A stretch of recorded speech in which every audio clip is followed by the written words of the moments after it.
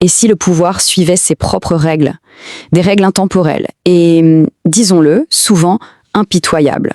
Aujourd'hui, on plonge dans l'esprit de Nicolas Machiavel pour décrypter son guide, un guide d'une honnêteté brutale sur comment conquérir et surtout conserver le pouvoir. Pour y voir clair, on va suivre un parcours en 5 étapes. On commence par le terrain de jeu, la nature du combat. Ensuite, on s'intéresse au joueur principal, l'homme. Avec ça en tête, on verra la réalité crue du pouvoir, puis la stratégie pour le manier, et on finira par les pièges qui, presque toujours, mènent à la chute. Salut, bienvenue sur notre chaîne Découvrons ensemble. Et si on découvrait ensemble une vidéo, un déclic? Allez, on commence. Pour Machiavel, tout part de là, du champ de bataille du pouvoir. Et selon lui, il n'y a que 2 manières de se battre, vraiment. Pas 3, 2. Voilà la première grande distinction de Machiavel. D'un côté, la méthode civilisée, les lois. De l'autre, la méthode animale, la force brute. La première, dit-il, est propre aux hommes. La seconde est commune avec les bêtes. Mais le vrai message, le message caché, c'est qu'un leader efficace doit savoir jongler avec les deux. S'en tenir seulement aux lois, c'est prendre le risque de se faire dévorer tout cru. Ok, donc loi et force. Mais pour savoir quand utiliser l'une ou l'autre, il faut d'abord comprendre la matière première du pouvoir, c'est-à-dire l'être humain. Pour gouverner, Machiavel est très clair là-dessus. Il faut d'abord accepter la nature humaine, avec toutes ses imperfections. Et ça, c'est peut-être l'idée la plus fondamentale de toute sa pensée. Le temps passe, les technologies changent, mais l'homme, lui, ne change pas. Les passions, les peurs, les désirs qui animaient un roman de l'Antiquité sont exactement les mêmes qui nous animent aujourd'hui. La conséquence de ça, elle est énorme. Pour lui, l'histoire n'est pas une ligne droite, c'est un cercle, un éternel recommencement. Et donc, comprendre le passé, c'est avoir une carte pour s'orienter dans le présent. Oublions les grands discours et les idéaux. Pour Machiavel, ce qui fait vraiment bouger les gens, c'est beaucoup plus primaire. D'abord, la peur de perdre ce qu'on a, qui est souvent plus forte que l'envie de gagner. Ensuite, l'attrait pour la nouveauté, qu'il décrit comme une sorte de fureur irrationnelle. Il y a aussi la nécessité, la seule chose, selon lui, qui nous force vraiment à faire le bien.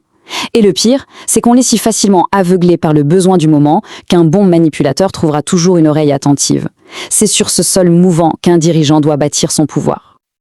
Alors, si les humains sont faits comme ça, la politique, ça ne peut pas être un conte de fées. Un dirigeant qui s'accroche à ses idéaux, il est juste condamné. La réalité du pouvoir, la vraie, exige de regarder en face ce qu'il faut faire pour garder le contrôle. Et là, on est au cœur du dilemme de tout leader.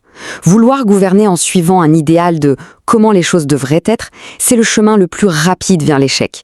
La survie, nous dit Machiavel, c'est de se concentrer sur comment les choses sont, même si c'est déplaisant à voir. L'idéalisme en politique, c'est un luxe que très peu peuvent se permettre. Ce réalisme, il nous pousse vers une conclusion assez dérangeante. Machiavel a observé que la plupart des gens flottent dans une sorte de zone grise. Ils ne sont ni complètement bons, ni assez courageux pour être complètement mauvais. Pour un leader, cette indécision est une faiblesse mortelle. Souvent, le plus grand mal vient de l'hésitation. Du coup, le véritable art du pouvoir, ce n'est pas de choisir le bien contre le mal, non. C'est un calcul beaucoup plus froid que ça. C'est l'art de choisir le moindre mal. Il s'agit d'évaluer de manière pragmatique quelle option fera le moins de dégâts sur le long terme.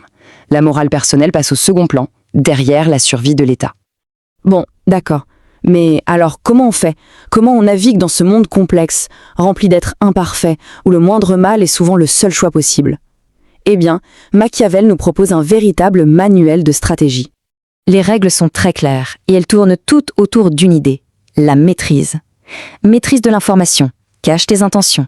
Maîtrise ta position. Ne sois jamais neutre. La neutralité te laisse à la merci des autres. Maîtrise tes ressources.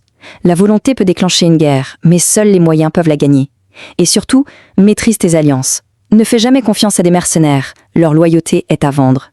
Et enfin, maîtrise ton image. La calomnie, c'est une arme de faible. Ça ne fait que créer des ennemis. Mais attention, même le plus grand des stratèges n'est pas invincible. Le pouvoir, c'est quelque chose de fragile. Et Machiavel, toujours aussi réaliste, passe beaucoup de temps à nous décrire les chemins qui mènent inévitablement à la ruine.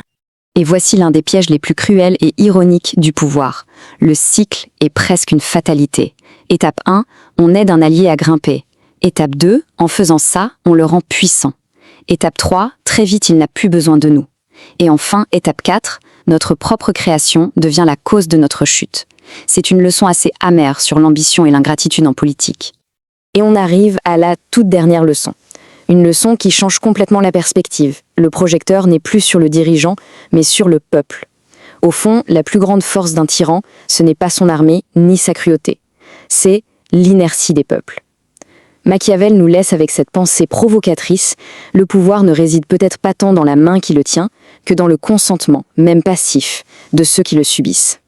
La question qui reste, 500 ans plus tard, c'est de savoir si les peuples d'aujourd'hui sont moins inertes qu'hier. Merci d'avoir regardé. Abonne-toi et fais le plein de découvertes. Clique sur la cloche pour ne rien manquer.